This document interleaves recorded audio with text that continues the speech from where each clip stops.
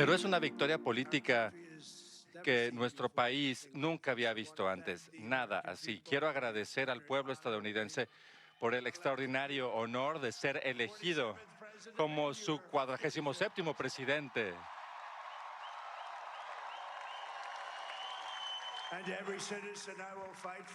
Y voy a luchar por ustedes, por sus familias, por su futuro. Todos los días voy a estar luchando por ustedes con cada aliento de mi cuerpo. No voy a descansar hasta que hayamos entregado una Estados Unidos fuerte, próspera y segura que necesitan, ustedes que necesitan sus hijos, que sea la era dorada de Estados Unidos, es lo que queremos.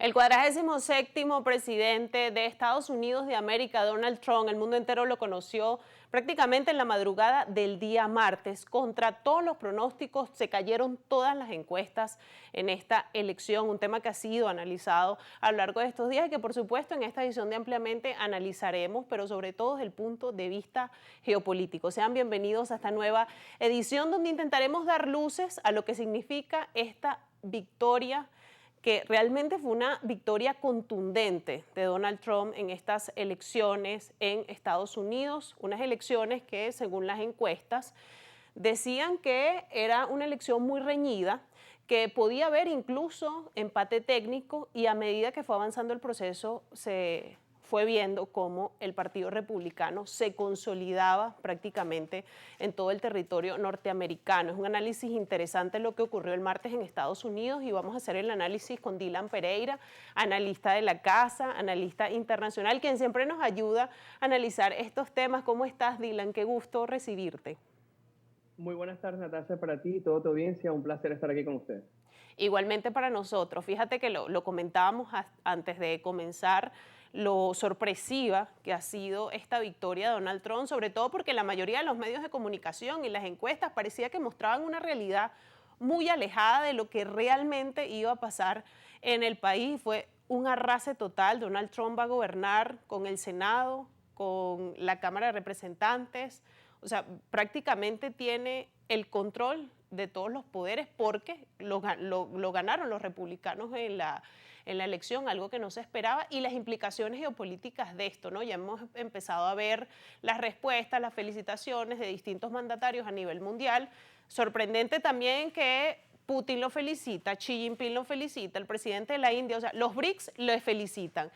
Europa con más cautela, y aquí está un tema complicado con Europa porque Macron ha disparado alarmas con respecto a esa relación entre Europa y Estados Unidos. Ya se ha analizado mucho el tema de los resultados y me gustaría apuntar hacia esto, cómo empieza a configurarse todo el ajedrez geopolítico con esta victoria de Donald Trump.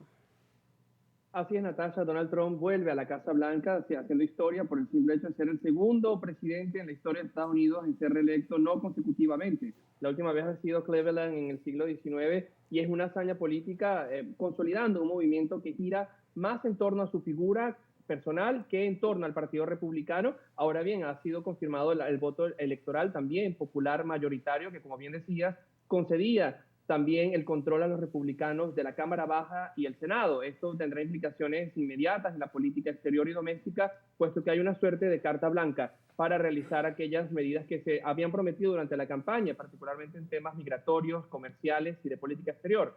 El caso que hace referencia a las implicaciones transatlánticas, en especial con Europa, pues ha sido un motivo de gran preocupación, no solamente en Bruselas, a nivel de las instituciones comunitarias, ya que Donald Trump durante su primer mandato pues nunca visitó Bruselas, nunca tuvo una mayor apetencia por fortalecer los vínculos comerciales, diplomáticos e incluso militares con el otro lado del Atlántico, por lo que hoy resuena este temor a que se replique una actitud mucho más austera, mucho más proteccionista y aislacionista, pasando desde la imposición de nuevos aranceles a productos sensibles en las cadenas de suministro de producción europeas, como el caso de los vehículos eléctricos en Alemania, hasta incluso colocar en duda el compromiso que pueda tener Washington durante los próximos 4 años con la Organización del Tratado Atlántico Norte, la OTAN, con un epicentro de acción muy específico y trascendental para los europeos, como es el caso de Ucrania, cuya defensa pues, ha sido vital gracias al apoyo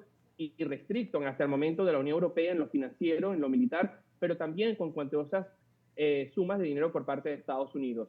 Lo que vemos hoy, esto se ha discutido en las últimas horas en Budapest, en el marco de la comunidad política europea reunida bajo el liderazgo de Víctor Orbán, quien ocupa la presidencia rotativa del Consejo de la Unión Europea, es este temor precisamente a qué sucederá en el futuro de las relaciones euroatlánticas y hasta qué punto este compromiso se mantendrá durante esta nueva administración republicana. Macron se refería a un atlantismo ingenuo, a una Europa autónoma, independiente. Ahora, viendo las cosas y entendiendo que es la segunda presidencia de Donald Trump, que básicamente, por lo que se puede ver, va a mantener la misma línea con respecto a Europa que en la legislatura anterior.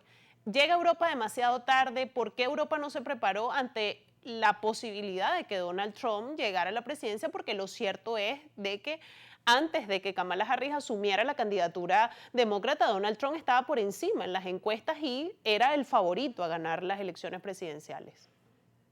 Así es. En la brújula estratégica de Joseph Borrell, el alto representante saliente de la Unión Europea para Asuntos Exteriores y Política de Defensa, pues se ha abordado por primera vez hace 6 años la autonomía estratégica, buscar que Europa reduciese su dependencia energética, económica y política, no solamente de sus socios geográficos más cercanos, como el caso de Rusia. No olvidemos que antes del inicio de la guerra, la dependencia de gas y petróleo ruso a los 27 Estados miembros pues ascendía a casi un 50%, y precisamente después de la guerra de agresión de Rusia contra Ucrania, pues esta dependencia ha intentado mermarse. Sin embargo, sigue siendo un socio importante para mantener la seguridad energética del continente, pero también con miras a una cierta autonomía estratégica y geopolítica de Europa frente a un Estados Unidos que desde el Plan Marshall había sido un socio leal, constante, permanente, y que se había creado un vínculo euroatlántico de apariencia inquebrantable. La primera administración de Trump pues quiebra estos lazos y es el temor que existe en este momento. Y en particular hacemos referencia a este tema de la OTAN. La OTAN había sido pues revivida en cierta forma por el conflicto en Ucrania, entender que había que reforzar una seguridad comunitaria, y Europa ha apuntado a 3 líneas estratégicas. Por un lado, fortalecer una industria de defensa autónoma, propia, nacional, pero que ha llevado muchísimo tiempo y que tomará muchísimos más recursos. Y por otro lado, la mayor preocupación es la pérdida de competitividad de la zona euro. De hecho, el último reporte de Mario Draghi y de Enrico Letta, exministros italianos, apuntaban a la necesidad de emitir aproximadamente 800.000 millones de euros de deuda conjunta al año para poder reactivar la industria europea. Y esto, en un marco de la presidencia de Trump, se va a volver imperativo, y así lo ha mencionado el presidente Macron y en particular líderes como Donald Tusk, el actual primer ministro de Polonia, quien había sido también presidente del Consejo de la Unión Europea. Atendiendo también a la situación de crisis que está viviendo Alemania. De hecho, va a haber elecciones anticipadas por la situación política que hay en el país. Pero vamos a hacer una pausa, Dylan. En esta conversación son muchos los temas, analizar las regiones y las implicaciones geopolíticas de esta victoria de Donald Trump en Estados Unidos. La verdad es que da mucha tela que cortar. Hay que meter muchos temas aquí, pero vamos a intentar como resumirlos. Además, tú lo sabes hacer muy bien. Vamos a hacer una pausa y al regreso vamos a hacer un cierre de Europa y vamos a adentrarnos también en otras regiones, porque es importante también revisar el otro lado del mundo, este mundo multipolar que pareciera que Donald Trump como que entiende que ya Estados Unidos no es el único hegemón o la única potencia que rige el mundo. Vamos a hacer una pausa y ya regresamos con más de este análisis de lo que pudiesen ser las implicaciones o cómo se va a mover el mundo con esta nueva legislatura de Donald Trump, que llegó al poder el día martes de forma aplastante, podría decirse, que llega a la Casa Blanca de alguna manera pasándole por encima a todas las encuestas, a todos los estudios de opinión que se habían hecho con respecto a esta elección. Vamos a hacer una pausa y al regreso seguimos con el análisis.